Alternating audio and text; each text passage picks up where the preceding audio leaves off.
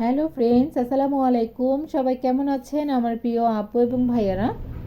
আশা করছি আল্লাহর রহমতে আপনারা সবাই ভীষণ ভালো আছেন। আলহামদুলিল্লাহ, আমিও ভালো আছি। তো সুলতানাস কিচেনে আপনাদের সকলকে স্বাগত জানাচ্ছি। আজকের পর্বে গাজরের পুলি পিঠা তৈরি করে দেখাচ্ছি।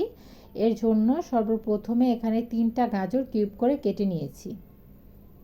এগুলোকে একটি ব্লেন্ডার জাগে নিয়ে ব্লেন্ড করে নিচ্ছি। এটা আমি পানি দিয়ে তৈরি করছি, আপনারা চাইলে এটা দুধ দিয়েও ব্লেন্ড করতে পারেন। তো দুধ দিয়ে যদি ব্লেন্ড করেন গাজরের যে সুন্দর কালারটা রয়েছে সেটা একটু ফ্যাকাশে হয়ে যাবে, এর জন্য আমি পানি দিয়ে কিন্তু এটাকে ব্লেন্ড করে নিচ্ছি। সুন্দর স্মুথ একটা পেস্ট তৈরি করে নিয়েছি। খেয়াল রাখতে হবে এটার ভিতরে যেন কোনো রকম দানা দানা বা গুটি গুটি ভাব না থাকে। চুলায় একটি প্যান বসিয়ে দিয়েছি, এখানে 2 টেবিল চামচের মতো ঘি দিয়ে দিচ্ছি। ঘিটা যখন মেল্ট হয়ে যাবে এখানে গাজরের সেই মিশ্রণটা দিয়ে 2 মিনিটের মতো ভেজে নিচ্ছি। 2 মিনিট ভাজা 2 মিনিটের মতো ভেজে নেওয়া হয়ে গেলে এখানে কিছুটা চিনি অ্যাড করে দিব। 3 টেবিল চামচের মতো আমি এখানে চিনি অ্যাড করে দিচ্ছি। আর দিয়ে দিব স্বাদ অনুযায়ী লবণ। লবণটা একটু পরে অ্যাড করছি।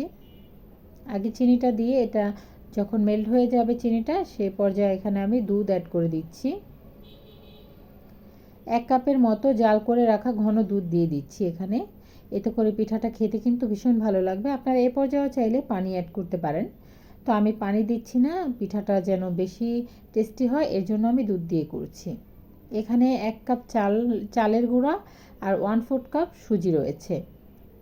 দিয়ে দিচ্ছি স্বাদ অনুযায়ী লবণ। এটাকে নেড়েচেড়ে মিক্স করে খুবই সুন্দর করে এটাকে রান্না করে নিতে হবে। বেশ কিছু সময় রান্না করার পর কিন্তু এটা সুন্দর একটা স্মুথ ডোয়ে পরিণত হয়ে যাবে। এই তো দেখতে পাচ্ছেন। এটাকে এখন নেড়েচেড়ে বেশ কিছু সময়ের জন্য এটাকে ঢাকনা দিয়ে ঢেকে চুলার আঁচটা একেবারে কমিয়ে দিয়ে এটাকে রেস্টে দিয়ে দিব। এটা পুরোটা যেন ভালোভাবে সেদ্ধ হয় এর জন্য এটাকে ঢাকনা দিয়ে ঢেকে রেখে দিতে হবে। তো 5 থেকে 6 মিনিট পর ঢাকনাটা উঠিয়ে এটাকে ভালোভাবে নেড়েচেড়ে মিক্স করে নিয়ে এটাকে এখন আমি একটি প্লেটে তুলে নিচ্ছি। তুলে নিয়ে এটাকে গরম থাকা অবস্থায় কিন্তু মেখে নিতে হবে। যে কটা পিঠা তৈরি করব সেই কটা লিচি কেটে নিব। এখানে একটু হালকা ঘি দিয়ে দিচ্ছি, দেখতে পাচ্ছেন। ঘিটা দিয়ে এটাকে ভালোভাবে মেখে নিয়ে এখানে আমি 6টার মতো পিঠা আর কি আমার তৈরি হয়েছিল। আপনারা যদি বেশি তৈরি করতে চান আরও বেশি করে বানিয়ে নিতে পারেন।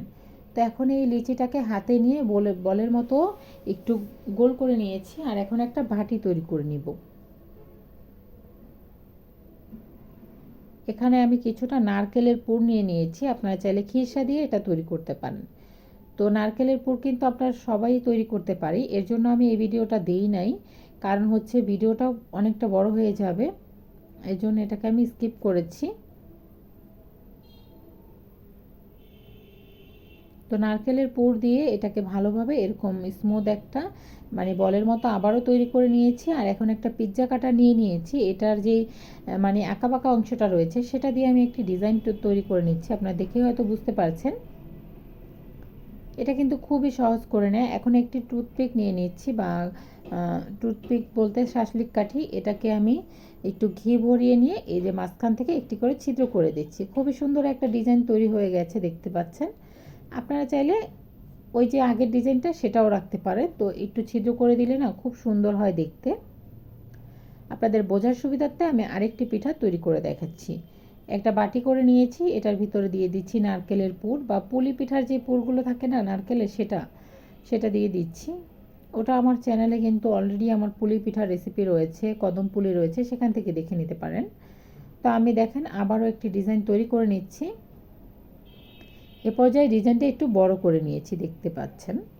তো এখন আবার এটাকে একটু ছিদ্র করে দিচ্ছি, খুবই সুন্দর একটা ডিজাইন তৈরি হয়ে যায়।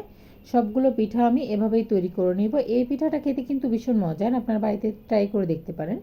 সবাই অনেক পছন্দ করবে, কারণ সুন্দর জিনিস কিন্তু দেখতেও সুন্দর লাগে আর এটা খেতে কিন্তু সবার একটা আকর্ষণ থাকে। এখন এটাকে ভাপিয়ে নিচ্ছি। 10 থেকে 15 মিনিটের মতো পিঠাটাকে ভাপিয়ে নিয়েছি, দেখতে পাচ্ছেন পিঠাটা একটু ফেটে গেছে। তো আপনারা চেষ্টা করবেন আরও কিছুটা আগে এটাকে তুলে নিতে, তাহলে কিন্তু ফেটে যাবে না। আমি একটু বেশি সময় সিদ্ধ করে নিয়েছিলাম। তো এইভাবে পিঠাটা কিন্তু বাড়িতে বানিয়ে নিতে পারেন। আশা করছি সহজ রেসিপি ভালো লেগেছে। সবাই ভালো থাকবেন, সুস্থ থাকবেন। আল্লাহ হাফেজ।